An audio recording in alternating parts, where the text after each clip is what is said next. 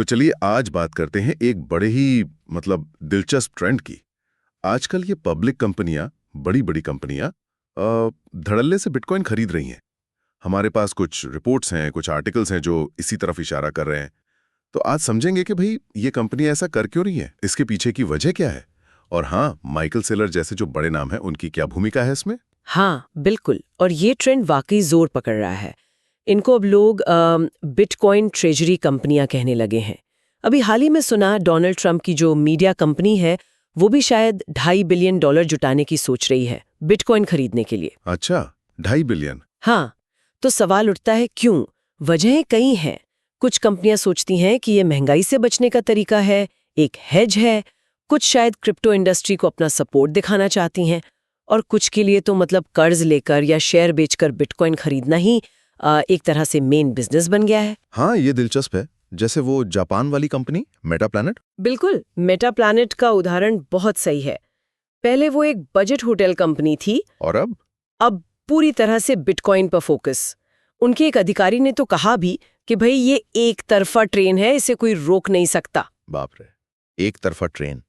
लेकिन इसमें रिस्क भी तो है। रिस्क तो है, और बड़ा रिस्क है। अगर बिटकॉइन की कीमत गिर गई तो जोरदार बिकवाली का खतरा मंडरा रहा है, ये भी सच है। और इस सब में जो सबसे बड़ा नाम उभर कर आ रहा है वो है MicroStrategy। जैसा हमने शुरू में कहा, करीब 5,82,000 बिटकॉइन है उनके पास। ये तो हाँ, 5,82,000।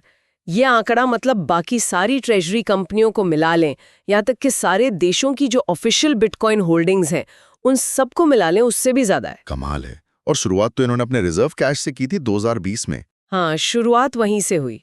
लेकिन अब तो लगता है कि वो जो उनका सॉफ्टवेयर बिजनेस है वो तो बस एक छोटा सा हिस्सा रह गया है। असली मशीन तो बिटकॉइन खरीदने वाली बन गई है। कभी शेयर बेचकर पैसा जुटाते हैं, कभी कर्ज लेकर, बस बिटकॉइन खरीदते जा रहे हैं। और इसी वजह से माइकल सेलर, जो उसके फाउंडर और चेयरमैन हैं, वो एक बड़ी हस्ती बन गए हैं। बिल्कुल, उन्हें अब बिटकॉइन का रहस्यमयी महायाजक तक कहा जाने लगा है।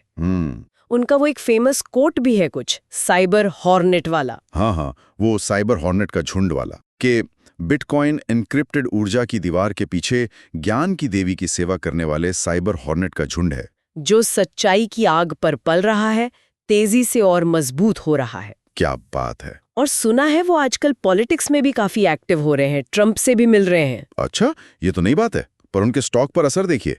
पिछले 5 साल में MicroStrategy का स्टॉक 3000% से ज्यादा बढ़ा है। 3000%। हाँ, और ये बिटकॉइन की अपनी बढ़त से भी ज्यादा है। और तो और एनवीडिया जैसी जो चिप जाइंट है, 1500% से भी ज्यादा है, उससे भी कहीं ज्यादा है। तो सवाल ये है कि ये सेलर का जादू है या सिर्फ बिटकॉइन का? अच्छा सवाल है।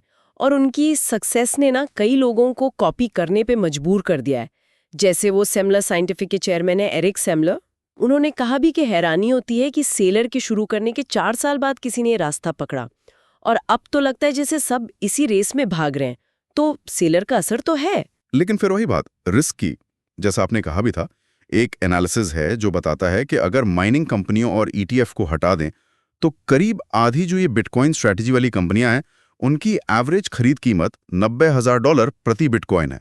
$90,000। और यहीं पर वो स्टैंडर्ड चार्टर्ड वाली चेतावनी काम आती है।